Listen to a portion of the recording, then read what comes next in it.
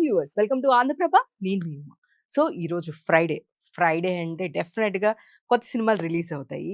Box office దగ్గర సందడి చేస్తుంటాయి. సో అలానే ఈ ఫ్రైడే రెండు పెద్ద సినిమాలు రిలీజ్ అయ్యాయి. రావ్ బహదూర్ అండ్ నాగబంధం. ఈ రెండు సినిమాలు ఈరోజు రిలీజ్ అవ్వడం జరిగింది. సో వీటిలో ప్లస్ ఏంటి, మైనస్ ఏంటి, సినిమాలు ఎలా ఉన్నాయి అని తెలుసుకోవాలనుకుంటే డెఫినెట్గా వీడియో చూసేయండి.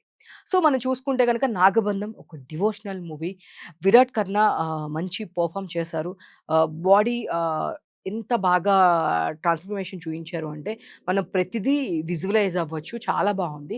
అండ్ డివోషనల్‌గా ఎక్కడ సినిమాకి కొంచెం గూడా తగ్గించకుండా కావాల్సిన విజువలైజేషన్ అంతా ఇవ్వడం జరిగింది. సో దీనికి డైరెక్టర్‌గా అభిషేక్ నామా మనందరికీ తెలుసు. అభిషేక్ నామా డైరెక్ట్ చేయడం జరిగింది. సో ఓవరాల్‌గా చూసుకుంటే గనక చాలా బావుంది. బట్ దీనిలో ఎక్కడెక్కడ మైనస్ ఉన్నాయి, ఏంటి ప్రాబ్లమ్ అనేది కూడా మనం వివరంగా చూద్దాము. ఆస్ట్రాలజీ డిపార్ట్మెంట్‌కి సంబంధించి జగపతి బాబు గారు మంచి ఒక కీ రోల్‌లో నటించడం జరిగింది.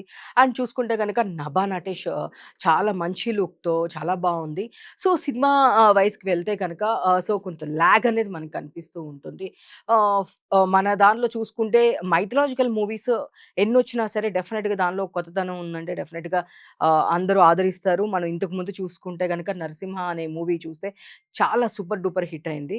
సో చాలా బావుంది. సో అదే విధంగా మన 'నాగబంధం' చూసుకుంటే విజువలైజేషన్ ప్రకారము అండ్ అవుట్‌పుట్ క్వాలిటీ ప్రకారం ఎక్కడ తగ్గలేదు. 100,00,00,000 ఖర్చు పెట్టడం అనేది మామూలు విషయం కాదు. అండ్ న్యూ ప్రొడ్యూసర్స్ రావడము, అంత బడ్జెట్‌తో ఖర్చు పెట్టడం అనేది ఈజీ థింగ్ కాదు. ఎంత బావుంది అంటే విజువలైజేషన్ ప్రకారం టాప్ నాచ్ అని చెప్పొచ్చు. క్వాలిటీ వైస్ టాప్ నాచ్ అని చెప్పొచ్చు.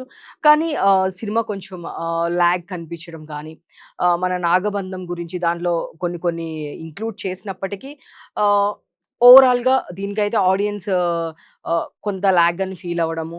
అండ్ ఇంకొకటి దీనిలో చూసుకుంటే గనక హీరో అసలకి ఎలాంటి మోటివ్‌తో ఒక బ్రహ్మకమలం గురించి అండ్ తన ఫ్యామిలీని ఎలా సేవ్ చేసుకోవడానికి ఆ దీనిలోకి వెళ్తాడు. అండ్ నాగబంధాన్ని ఎలా ఛేదిస్తారు, ఇవన్నీ ఇంకా ఎక్కువ స్పాయిలర్స్ ఇవ్వకూడదు కాబట్టి ఇట్లాంటి థింగ్స్ అన్నీ ఉన్నాయి. సమ్ వేరియేషన్స్ కనిపించినాయి. బావున్నాయి. క్వాలిటీ వైస్ బావుంది. కానీ కొంత ల్యాగ్ ఉండడం వలన కొంచెం ఆహ్, ఏదైనా సరే అలా ఫ్లో ఎళ్తూ ఉంది కానీ లాగు స్టోరీలో కొంచెం క్యూరియాసిటీ అనేది ఇంతకుముందు మనం చూసే డివోషనల్ సినిమాల కన్నా ఇది కొంచెం తక్కువగా ఉందని చెప్పొచ్చు. సో, ఓవరాల్‌గా ఒక విజువలైజేషన్ ఎఫెక్ట్ కోసం డెఫినిట్‌గా మంచి డివోషనల్ మూడ్ కోసమైతే 'నాగబంధం' అనేది డెఫినిట్‌గా చూడొచ్చు. ఫస్ట్ హాఫ్ కన్నా సెకండ్ హాఫ్ అయితే చాలా బావుంది. డెఫినిట్‌గా మీరెవరైనా డివోషనల్ ఫాన్స్ ఉన్నా, లేదు మంచి విజువలైజేషన్ ఎఫెక్ట్‌లో అలా చూస్తే గనుక సినిమా చాలా బావుంటుంది. సో, నెక్స్ట్ సినిమా వచ్చేసి 'రావ్ బహదూర్'. సత్యదేవ్, సత్యదేవ్ యాక్టింగ్ గురించి ఎవరు చెప్పాల్సిన అవసరం లేదు. అండ్ దీని గురించి ఫస్ట్ నుంచే 'వెంకటేష్ మహా' చాలా హైప్ ఇస్తూ వచ్చారు. కమల్ హాసన్ గారితో కంపేర్ చేయడం జరిగింది. యెస్, సత్యదేవ్ గారు వర్స్‌టైల్ యాక్టింగ్ గురించి మనందరికీ తెలుసు. చాలా చేస్తారు. సీరియస్‌లీ దీనిలో కూడా చాలా చేశారు. యాక్టింగ్ వైస్ మనం ఎవరిని ఐ మీన్ సత్యదేవ్ గారిని మనం అనడానికి ఏం లేదు. చాలా బావుంది. అండ్ ఇంకొకటి చూసుకుంటే గనక దీంట్లో మనకి ఈ సైంటిఫిక్ సంబంధించిన ఆ జోనర్‌ది మన దానిలో ఎక్కువగా హిట్ అయినట్టు ఇప్పటి వరకు మనం ఎక్కడ చూడలేదు. సో, ఇది కూడా స్టార్టింగ్‌లో కొంచెం కన్‌ఫ్యూజన్‌గా ట్రైలర్ ఉన్నప్పటికీ కొన్ని కన్‌ఫ్యూజన్స్ ఉన్నాయి. అయినప్పటికి కూడా సో, ఆహ్, బావుంటుంది. అండ్ ఎందుకు మెయిన్‌లీ దీన్ని అందరూ అంత ఎక్స్‌పెక్టేషన్స్ పెట్టుకున్నారు అంటే అండ్ మహేష్ బాబు, నమ్రత గారు దీన్ని ప్రెజెంట్ చేశారు. అందరికీ తెలుసు. డెఫినెట్‌గా చాలా బావుంటుంది అని చెప్పేసి చెప్పడం జరిగింది. సో, కాబట్టి దీని మీద అందరూ మంచి ఎక్కువ హైప్ పెట్టుకున్నారు. అండ్ సత్యదేవ్ యాక్టింగ్ మనందరికీ తెలిసిందే ఆయన ఎంత చేస్తారో.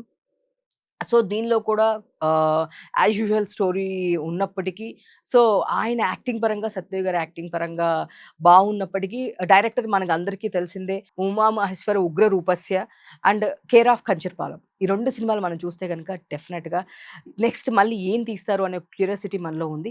ఒక 6 ఇయర్స్ తర్వాత మళ్ళీ ఆయనకి సినిమా తీయడానికి టైం పట్టింది. ఆ 2 సినిమాలు అందరికీ చాలా నచ్చినాయి. బట్ దీనిలో చూసుకుంటే మెయిన్ ప్రాబ్లమ్ అంటే నాకు ఎస్పెషల్లీ నాకేమనిపించింది అంటే ఆహ్, ఎక్కువ నేరేషన్స్ ఐ మీన్ లాగ్ ఎక్కువగా ఉంది. సో, అక్కడ ఒక 1 సీన్‌లో అయిపోయేది ఇంకా ఎక్కువగా చూపిస్తున్నట్టు అనిపించింది. ఆహ్, ఇది నా ఒపీనియన్. నా పర్స్‌పెక్టివ్ ప్రకారం. ఎందుకు అంటే గనక సో, ఒక దాని డీటెయిలింగ్ అనేది చాలా ఎక్కువుంది.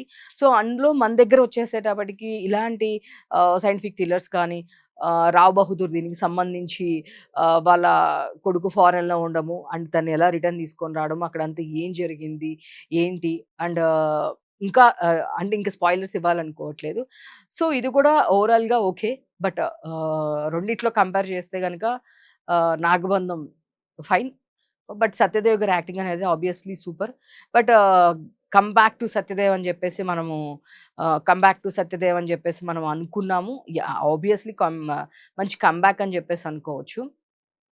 కానీ ఆ లాగ్ ఉండడం వల్ల అండ్ ఇది కొంచెం అందరికి ఐ మీన్ ఒక లవ్ జోనర్ అనో, కమర్షియల్ అనో అలా జనరల్‌గా ఏదో కాసేపు చిల్ అవుదామని చెప్పేసి వెళ్తూ ఉంటారు. బట్ ఇది ఒక సైకలాజికల్ థ్రిల్లర్ అవ్వడం వలన సో దీనివల్ల కొంచెం మేబీ ఫస్ట్ డే కాబట్టి ఇంకా కొంచెం ఆడియన్స్ ఫుట్‌ఫాల్ పెరగడానికి టైం పడతదనుకుంటున్నాను నాకు తెలిసినంత వరకు. సో దీనిలో ప్లస్ అయితే సత్యదేవ్ గారి యాక్టింగ్ అండి. దానికి టాప్ నాచ్ అదెవరు పేరు పెట్టడానికి లేదు. నాకైతే కొంచెం మైనస్ అనిపించిందంటే గనక డెఫినిట్‌గా మన కొంచెం స్లో నేరేషన్ అయిందనిపించింది. సో, డెఫినిట్‌గా వీకెండ్ మంచిగా ఎళ్లి సినిమా ఎంజాయ్ చేయండి. డెఫినిట్ కామెంట్ చేయండి.